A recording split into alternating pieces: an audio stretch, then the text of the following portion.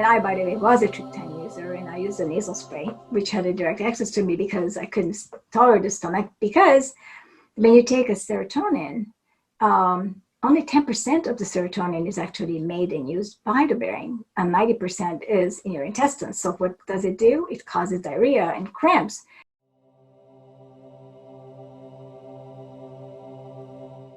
Which a migraine already comes with. So that's the last thing you want to have.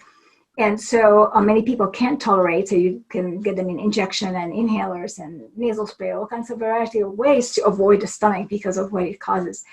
But there's no serotonin need in the brain of the migraineur. It is so clearly a sodium-potassium problem with the channels and the gates that don't work, that adding extra serotonin, it just simply reduces the sensation of, yes, I'm feeling dizzy. Yes, I'm about to throw up. Yes, I'm feeling totally depressed because I have this pain. So it may make me feel better, but it doesn't do anything with the migraine. It doesn't help the migraine.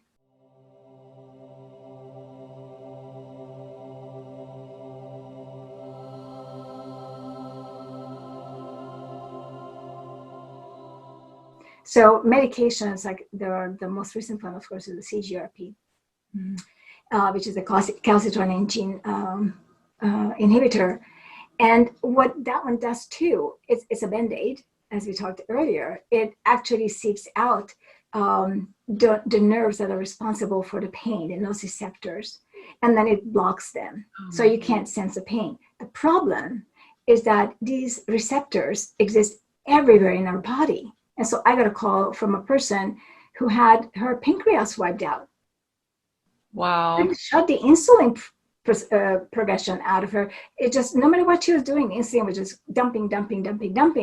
And by that time, I think she was 2 months after that she took her last dose. And because the half-time of these drugs is usually 1 month, it can take up to 6 to 8 months to clear from the system. So we were just hoping, and I don't know what happened to her because I lost touch with her, but we were hoping that her pancreas will recover after this insult.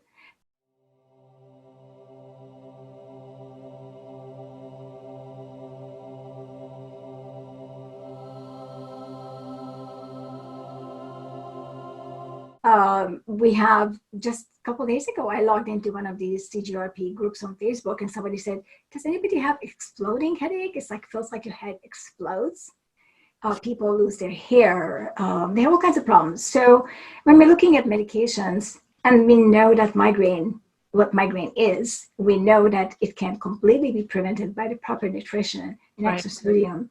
It takes a little strength to get ourselves to get off all those grains and to not eat all those sugar and to avoid even foods such as banana or chocolate. Not necessarily just because of sugar, but also because they're very high in potassium. So we need to salt them in order to sort of balance them. It can be problematic and difficult to stop all that. But if you put all these things together and you look at the alternatives and look at the problems, the side effects, and the brain degeneration they cause, you know, it depends on, is it worth it? It's a bit in the consciousness of the person to decide what it is that they wish.